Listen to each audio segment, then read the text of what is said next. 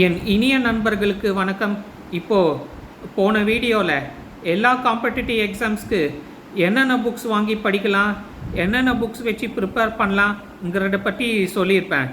ஆனால் வெறும் 2 சப்ஜெக்ட்ஸ் மட்டும் நான் மறந்துட்டேன்.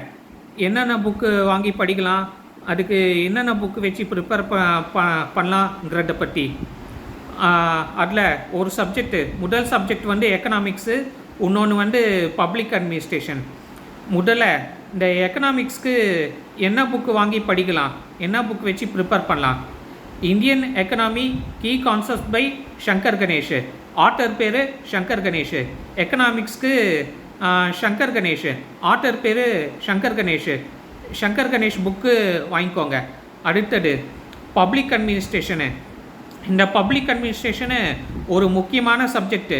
ஐஏஎஸ் ஐபிஎஸ் எக்ஸாம்ஸில், டிஎன்பிஎஸ்சி குரூப் 1 குரூப் 2 மெயின்ஸ் எக்ஸாமில் ஒரு முக்கியமான சப்ஜெக்டு.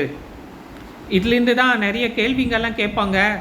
இந்த பப்ளிக் அட்மினிஸ்ட்ரேஷனு சப்ஜெக்டு நம்ம தரோவாக இல்லாமல், நம்ம அத்துப்படியாக இல்லாமல் சரியாக பாஸ் பண்ண முடியாது. பாஸ் பண்ணுறது ரொம்ப கஷ்டம். இந்த பப்ளிக் அட்மினிஸ்ட்ரேஷனுங்கிறது அவ்வளோ இம்பார்ட்டண்ட்டு, பெரிய சப்ஜெக்டு. ஐஏஎஸ் ஐபிஎஸ்சில், டிஎன்பிஎஸ்சி குரூப் 1 குரூப் 2 மெயின்ஸில். இப்போது இந்த பப்ளிக் அட்மினிஸ்ட்ரேஷனுக்கு என்ன புக்கு வாங்கி படிக்கலாம், என்ன புக் வச்சு ப்ரிப்பேர் பண்ணலாம்.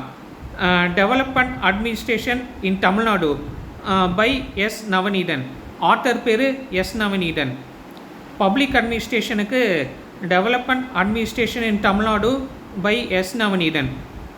பப்ளிக் அட்மினிஸ்ட்ரேஷனுக்கு எஸ் நவநீதன் புக்கு வாங்கிக்கோங்க. ஆத்தர் பேர் எஸ் நவநீதன்.